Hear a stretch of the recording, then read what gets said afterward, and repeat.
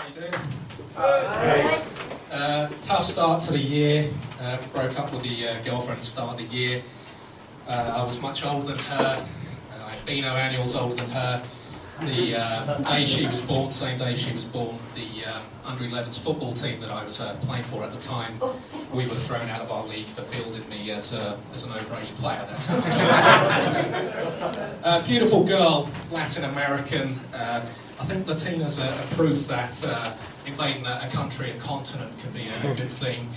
They're the result of 500 years of every race on this planet screwing each other and producing a composite of the world's most beautiful women. 13 Miss Worlds have come from Latin America. No other region can compete with those stats. Yeah, I was embarrassed by the age difference, absolutely. I knew I wouldn't be her last man. That bothered me, of course. But I was looking at the bigger picture. I had someone to look after me when I was sick and old. I think your next of kin should be much younger than you.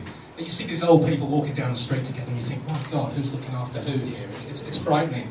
Yeah, as I got older and my libido dwindled, I had to turn a blind eye to her taking a succession of younger and more athletic lovers. I'd have to accept that. I could live with that. It was a trade-off, She wouldn't be putting me in a nursing home. I wouldn't be seeing out my final days being smacked about by care workers that haven't even been born yet.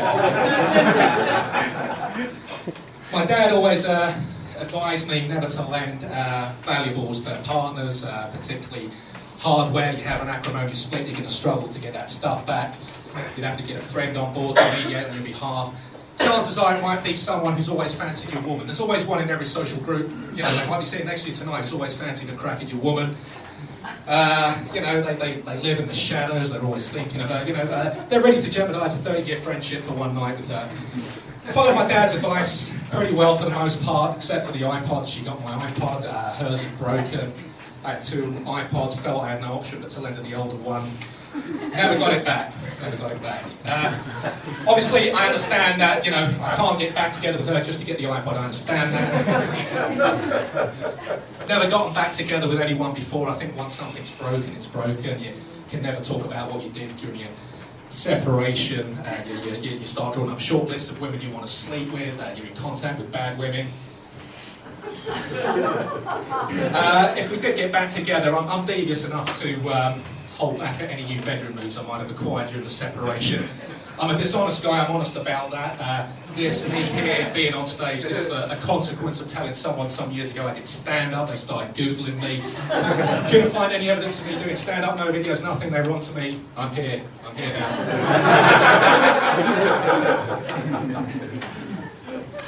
So yeah, I'm devious enough to affect some bedroom rustiness, putting a couple of bad performances early on, allaying suspicions you might have to say, sorry baby, it's been a while, but I don't think she's got that in her. I think she'd want to show me how good she is. She'd come at me with a full range of moves. I'd probably detect 2 or 3 new moves in those moves, and I think, oh my God, that's a new move. I'd be devastated. If we went for a permanent reconciliation, she's going to want me to get tested. She would try and send me to the clinic. She's going to suspect I've been up to no good. I'm not going to the clinic without her. I can't just accept her sending me to the clinic. She's got to come with me. We'll be there in that clinic. We'll be in the waiting room. No one's talking, by both being there in that waiting room, we know we've both done enough to be there. It's not going to be a good moment. She's not going to be talking to me by then. She'll be listening to my iPod. I'll want the iPod back. I would recognise that isn't the moment to ask for the iPod back. Weeks after I'm off the scene, she probably would have had a friend call up saying, hey, I've been speaking to this guy, he's single, lovely guy, let me hook you up with him. He knows you're single, come on, let me give him a call. That's what girls do, they like to match mate, they like to pair their friends off.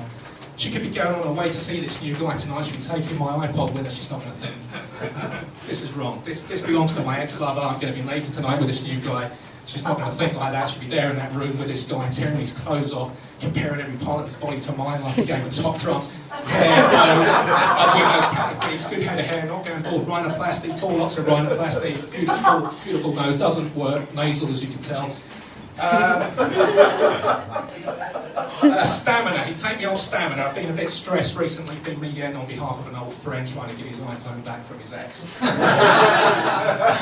That's getting messy. They'd have been doing everything 1 hour. They'd worked each other into a frenzy, text, emails exchanged. picture messages, heavily photoshopped pictures of their bits taken at flattering angles, phone sex, I'm going to drill you, I'm going to pound you, all these verbs bouncing around, I'm going to slam you, I hope you can swim, I'm going to flood your neck, it's all this stuff. all this stuff's going to be going on. The girl I love will be with some new guy naked, and my iPod is going to be in that room. Thank you.